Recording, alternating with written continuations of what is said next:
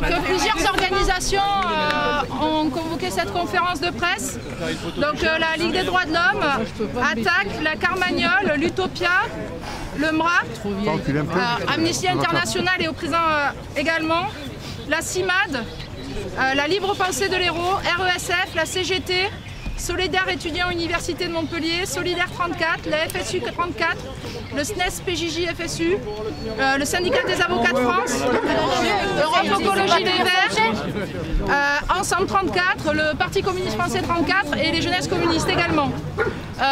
Nous avons fait un communiqué, toutes ces organisations, parce que le 15 décembre nous avons interpellé monsieur le préfet de l'Hérault pour qu'il ne soit pas fait usage des LBD 40, plus connus sous le nom de flashball, des grenades à main de désencerclement et des grenades lacrymogènes instantanées GLI F4 sur les manifestants dans le cadre du maintien de l'ordre, notamment au regard des différents rapports du défenseur des droits, au regard aussi des dégâts et des mutilations que cela fait sur la population.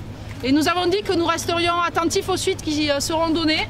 Et les suites, elles sont là, donc, dans ce rapport qui vient d'être transmis aux défenseurs des droits, parce que nous avons pu documenter en un mois 8 cas de personnes blessées au visage, alors qu'elles manifestaient pacifiquement, que les forces de l'ordre n'étaient pas en cas de légitime défense, et que ces personnes sont mutilées à vie du fait en fait de l'utilisation des LBD 40. Et ce n'est pas admissible parce qu'elles sont mutilées pour toute leur vie, ce n'est pas admissible parce qu'elles ne dorment plus, elles ont des absences, elles ont des angoisses, elles ne peuvent plus croiser la police sans être totalement tétanisées et que ce n'est pas possible dans une démocratie que la liberté de manifester soit réprimée ainsi. Nous avons pu constater surtout un usage jamais vu des lacrymogènes extrêmement puissants, de grenades de désencerclement, des méthodes en fait de maintien de l'ordre qui commencent alors que la manifestation est totalement pacifique, dès 11 h le matin, alors qu'il n'y a eu aucune casse, alors qu'il n'y a eu aucune mesure d'agressivité et qui derrière engendre en fait une incompréhension totale par les manifestants et aussi derrière quelque part un ressentiment extrêmement fort contre le gouvernement et contre la répression qu'il met en place. On a pu constater aussi que les équipes médicales de premiers secours, en fait c'est des premiers secours qui sont apportés par des gens qui sont en général issus du milieu professionnel des soins, qui se font attaquer par les forces de l'ordre, qui se font tirer dessus au flashball alors qu'elles sont en train de secourir des blessés. On a documenté également des cas avérés de violences policières. Lorsqu'un homme est à terre inanimé, il est totalement inadmissible que les forces de l'ordre donnent des coups de pied dans le visage ou dans le corps d'une personne qui est au sol, tout comme il est totalement inadmissible que les forces de l'ordre jettent des pavés sur les manifestants. Donc nous demandons au préfet de l'Hérault d'enjoindre en fait aux forces de maintien de l'ordre de ne pas utiliser les LBD 40. On remarque aussi que partout dans la presse, les syndicats et notamment l'UNSA Police revendiquent le fait qu'ils ne sont pas à jour des formations pourtant obligatoires pour utiliser les LBD 40. Ceci explique peut-être cela. En tout cas, aujourd'hui, rien ne nous garantit, et au contraire, que les forces de l'ordre soient formées en fait, à utiliser du matériel qui est classé arme de guerre. Et donc nous réitérons notre demande formelle au préfet de l'Hérault de respecter la liberté de manifestation, de respecter l'intégrité physique des manifestants et de cesser d'utiliser le LBD 40 et aussi les GLI F4, les lacrymogènes qui sont extrêmement puissants et dont les effets secondaires ne sont pas connus en fait sur la santé des personnes. Okay. Donc, tu manifestais à quel endroit et tu faisais quoi? On était à Nîmes, c'était le 12 janvier, c'était une manifestation qui se tenait complètement dans le calme, bien, bon enfant. Et l'après-midi, on approchait la préfecture et puis il y avait des snipers, comme on dit, sur les toits. un truc que je n'ai jamais vu avant, qui lançait des grenades lacrymogènes, en fait des cartouches avec 8 grenades dedans, ou on dit palettes, et sur nos têtes, et une quantité incroyable. Le cortège recule, revient dans la rue, et plus tard, et quelques jeunes avaient démonté des barricades, il n'y avait pas de violence, et on était agazés de nouveau des toits. Et puis on a reculé, on a continué de reculer. J'étais là en face et je vois une politique, j'étais trop tard de l'esquiver, et je pense, ça y est, je suis pris.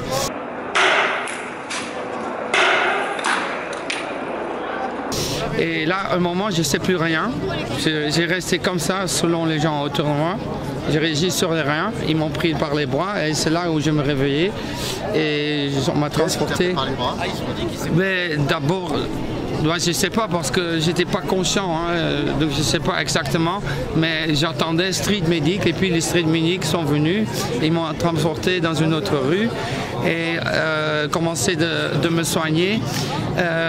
Assez vite, les CRS ou gendarmes mobiles, on ne sait pas, les forces d'ordre en tout cas sont venus de gazer de nouveau, malgré le fait qu'il y avait des gens, plein de gens qui disaient non, non, il y a des blessés. Dans l'autre rue, on a attendu les pompiers qui sont venus et m'ont transporté à l'hôpital Carremo, où assez vite j'étais transféré à une salle qui était aménagée spécialement pour les gilets jaunes. Et j'ai dit, mais pourquoi, comment ça? Et l'infirmier m'a dit, c'est le SAMU qui nous a dit qu'il y aura plein de blessés. J'ai dit, ah bon, et comment ils ont pu savoir? C'est le préfet ou quoi? Oui, ça paraît. Alors donc, samedi, 1 et 2, donc ça veut dire que ça a été programmé, parce que voilà, il n'y avait pas de raison pour toute cette violence. Et moi, avec moi, il a été tiré au moins 6 autres pendant le temps que j'étais à l'hôpital. J'ai vu 6 autres blessés à la tête, dont un en pleine bouche, quelqu'un qu'on voit aussi sur les recensements des blessés. Et au moins 30 qui ont été blessés correctement, disons, dans le corps ou dans les jambes. Donc, bien qu'il n'y avait aucune raison. Voilà, donc c'est ça mon histoire. Tu sais dans quoi tu as été blessé? Un LBD 40, on dit flashball, mais c'est pas. Je veux bien stipuler que c'est pas un flashball. Ça a été quasiment partout remplacé le système par le LBD 40, qui est beaucoup plus puissante, qui est hyper dangereuse. Et on le voit, il y a une personne donc à Montpellier qui l'a reçu en plein milieu de la tête, tout est fracturé, tout autour. Mais il aurait dû être mort. Moi aussi, si je l'avais reçu, pas à 30 mètres, à 10 mètres. Donc nous étions très loin des forces d'ordre, il n'y avait aucune menace. Je répète, il n'y avait pas de jet de projectiles, il n'y avait aucune violence. On était en recul, il n'y avait aucune raison. Donc leur argument de légitime défense ne va pas du tout.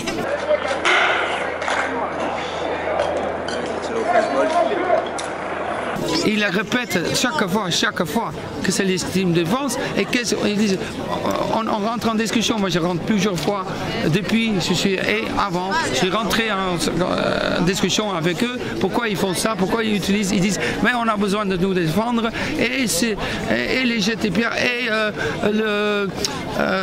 les cocktails Molotov. Il n'y a jamais des cocktails Molotov, c'est du n'importe quoi. Voilà. Est-ce qu'à l'hôpital tu as été fiché ou pas? Voilà. Non, oui, bon, fiché, c'est quoi?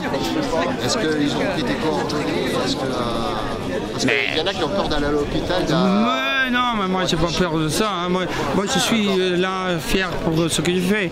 Et donc à l'hôpital, il a été constaté une coupure. On voit l'os de la grana. Et donc c'était si probant que ça. Et le docteur après donc a un traumatisme crânien, ils m'ont gardé quelques heures. Après je suis rentré à la maison et normalement on enlève les points de suture. J'en ai eu 10 au bout de 5 jours, 6 jours. Au bout de 7 jours, ils n'ont toujours pas pu l'enlever. Ça a pris 10, 11 jours. Et ça c'est parce que la nature de cette balle LVD 40, qu'on appelle flashball, fait que ça écrase la peau et ça le fait éclater complètement, comme tu vois. Et ça ne guérit pas, ça infecte, ça continue de saigner, c'est toujours pas fermé. Là, on est presque 15 jours. Voilà, donc on dirait, moi je suis quasiment sûr que c'est si populaire avec les forces d'aide parce que ça fait une mutilation exprès, ça fait mutiler au plus, voilà, pour faire l'exemple. Et au jour d'aujourd'hui, par rapport à ce que tu as eu, qu'est-ce que tu fais? Tu continues le combat ou bien sûr. Chez toi? Non, on ne se laisse pas taire. On devient plutôt plus déterminé. Non. C'est ça qu'ils veulent, affaiblir le mouvement. Mais non. Ils sont sur le mauvais chemin, complètement. J'en ai pris 2 dans la journée. Espacé de 2 heures, j'en ai pris un à la cuisse à 14 heures à la gare. Et j'en ai pris un à la tête à 17 heures à la préfecture. Donc on manifestait de manière pacifique. On insiste là-dessus. On est vraiment strict pacifique et nos casseurs, enfin voilà quoi. On déplore un peu l'utilisation de flashball intensif, de grenades de désencerclement. Fumigène, lacrymo, toutes les sortes de lacrymo, parce qu'ils n'en ont pas qu'une seule, voilà. Ils en ont plusieurs sortes et plus ça va et plus ils sont forts. Ouais, c'est clair. Donc voilà. Donc voilà, moi c'est un peu mon histoire, je me suis fait toucher 2 fois en une journée, la deuxième a été un peu plus que la première. Et à l'hôpital, comment ça s'est passé pour tous les deux? Vous avez été soignés, vous avez été fichés? De l'attente. Beaucoup d'attentes. C'est rien de le dire. Beaucoup d'attentes. En fait, l'hôpital, visiblement, il y a eu un mot d'ordre sur toutes les cliniques privées de Montpellier où ils refusaient les urgences. Voilà. Donc toutes les urgences de toutes sortes de problèmes se sont dirigées sur la Péronie. Donc la Péronie, en moyenne, c'était entre 6 et 7 heures d'attente. Voilà. Donc même eux, la Péronie, ils se sont retrouvés débordés et ils l'ont très bien dit, ils n'ont jamais vu ça. Voilà, c'est quelque chose qu'ils n'ont jamais... C'était une cellule de crise pour eux et ils étaient complètement débordés. Ils m'ont oublié pendant 2 heures en salle d'attente. Au niveau des séquelles, il vous reste des trucs ou... Moi, non, pas plus que ça. C'est vrai que ça fait quand même un bon impact et puis quand on réalise un peu par la suite ce que c'est vraiment, moi j'ai vu certaines images, comment réagit le flashball à la tôle. Je vois que, dans cette image-là, je vois que le plastique en fait allume plus que le caoutchouc. Je me dis que j'ai eu énormément de chance. J'avais un masque pour me protéger des lacrymos, des gaz, voilà. Et je pense que ça m'a sauvé un peu. À l'image d'Axel, qui était en plein milieu, je sais pas, à mon avis, il devait être au mauvais endroit, au mauvais moment, puisqu'il était en train de discuter avec un de ses potes. Il était, il fixe et on l'a allumé pleine face. Donc lui, il a vraiment pris cher. Et au jour d'aujourd'hui, comment vous vous sentez par rapport aux manifestations Alors honnêtement, terminé ou en fait on vous a cassé là? Non, moi honnêtement, je le dis, j'ai envie de tout cramer. Mais je me retiens, parce que ça se fait pas, c'est pas des trucs à faire et tout le bordel, mais ils m'ont foutu un truc, pas une rage, mais une putain de détermination. Ouais, carrément. On ira jusqu'au bout, on fera en sorte d'éliminer les casseurs, je l'ai éliminé, je ne sais pas si c'est le bon mot, je sais pas, d'éviter ce genre de trucs, mais après, il faut quand même s'y retrouver quand ils nous chargent, quand on a quand même une bonne partie de l'effectif qui nous charge et tout le truc. Voilà, on ne sait plus quoi faire et on se retrouve à faire des conneries de temps en temps et on déplore ça. Donc je fais une généralité du truc parce que oui, effectivement, ça m'est arrivé de rejeter un palais de fumigène, un ou deux, voilà, mais voilà, ils m'ont... Ça va pas, non? Monsieur le chien, vous arrêtez le chien, on va pas vous attaquer, sérieux, regardez notre monsieur. Signal qu'il a tout diminué, j'ai qu'un bras pour vous retenir. Moi aujourd'hui, je lâcherai rien, ils m'ont mis le démon à moi. Donc aujourd'hui, ma façon de combattre à moi, elle est plutôt je me suis reconverti dans le médic, voilà, parce que je trouve que c'est important. Je trouve que c'est important et que, voilà, enfin, en tout cas, moi, ce qu'ils ont fait pour moi, j'ai l'impression d'avoir une dette. Donc c'est ma façon à moi de continuer le combat. Et puis voilà, on lâchera pas. De toute façon, voilà, ils ont allumé la mèche. Hein. La mèche, elle est là, elle crame à l'intérieur et elle est là, elle est allumée. Donc le jour où ça va péter pour de bon, eh ben, elle pètera, on sera là. La marque physique que je me suis pris, j'aimerais bien qu'ils la prennent dans le moral. Ouais, c'est ça. C'est ça, la psychologie, quoi. Ouais. Bonjour. Est-ce que tu peux me raconter ce qui t'est arrivé? Tu faisais quoi? Je manifestais samedi à Montpellier pour les Gilets jaunes. J'étais vers le haut de la loge, enfin j'étais sur la roue de la loge quand j'ai reçu un tir de LBD au visage.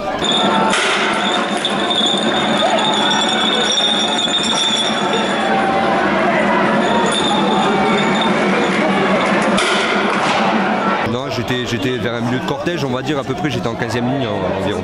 Enfin, les séquelles pour l'instant, on va dire, j'ai multiples fractures, j'ai 6 fractures sur la face, j'ai 15 points de suture au niveau du front, et après tous les dégâts psychologiques et économiques parce que je peux plus travailler. Et à l'hôpital, tu as été reçu comment? J'ai été bien reçu, dans l'ensemble j'ai été bien reçu, ils sont bien occupés de moi, ça s'est très bien passé même, je peux pas dire que j'ai été mal reçu. Ils t'ont fiché ou non? Je sais pas, j'en ai aucune idée. J'en ai aucune idée.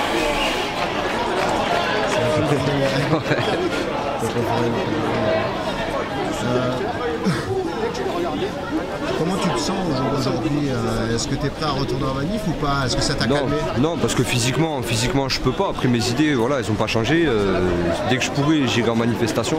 Là aujourd'hui, physiquement, je peux pas me permettre de marcher pendant des heures. Ouais, je suppose que c'est fatigant. C'est fatigant, j'ai des vertiges en fait quand je reste trop longtemps debout, voilà, c'est dû au choc quoi, donc faut laisser le temps au temps et que je me refasse petit à petit. Samedi dernier, c'est la BAC j'étais juste en face de l'autre côté quand il y a eu le jeune qui l'a pris en pleine tête et je les ai vus, ils étaient de l'autre côté de la rue de moi et ils tiraient vraiment pour tirer debout sans utiliser le genou à terre comme ça doit être donné et tout. Donc ouais, il y a vraiment, j'ai compté après, je suis repassé, ils étaient à 40 mètres quand même les manifestants. Donc c'était pas de la défense. Samedi c'était vraiment du tir. Et moi j'étais choqué, il y a des vidéos qui sont passées et tout sur YouTube. Je voyais ça, je me dis c'est pas possible.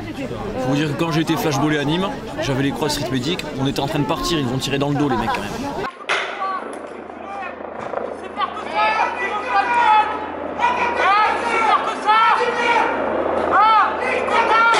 J'ai pris un flashball à l'épaule au niveau droite là, de ce côté-là, et avant de me le prendre dans l'épaule là, il y en a un qui m'est passé à droite, à gauche, au-dessus de la tête. Donc les mecs ils savaient très bien sur qui ils tiraient, ils savaient très bien qu'on se barrait. Donc, techniquement, je pense que la violence n'est pas utilisable sur des personnes qui se dispersent justement, qui s'en vont. Entre ça et le gaz. Entre ça et le gaz, ouais, parce que le gaz il sera de plus en plus fort aussi. Manifester, c'est pour nos enfants, frappés encore récemment, au lycée Joffre notamment, pour nos retraités, que je vois désemparés sur les manifs. J'ai cette vision d'une femme âgée sur un fauteuil roulant, se faisant poursuivre par une charge de CRS sur Montpellier. Des images choquantes, nous ne les comptons plus. Mon ami d'enfance, après un tir de flashball en pleine tête, l'os du rocher cassé, crise d'épilepsie, épaule démise, problème aujourd'hui pour communiquer. Arrêtons de dire que ces armes sont utilisées à bon escient, car la majorité des tirs se font en pleine tête. Et nous parlons peu des conséquences futures de ces blessures. Nous savons pertinemment que des chocs en pleine tête engendrent de graves séquelles. Des problèmes respiratoires à cause des gaz sont nombreux sur des personnes n'ayant jamais rien eu auparavant. Où va-t-on? J'ai vu de nombreuses personnes convulsées dans les gaz lacrymaux lors des tirs de gaz lacrymaux. À quand la démission de ces hommes politiques qui ordonnent le massacre du peuple? Je ne suis pas pour la violence. Mais les milliers de blessés graves, œil crevé, 14, mains arrachées, 4 ou 5, et bien d'autres, sont bien du côté des manifestants et non pas des forces de l'ordre. Même moi, qui suis un homme de 35 ans, j'ai peur aujourd'hui d'aller manifester, car je me suis fait frapper, insulter de fils de pute.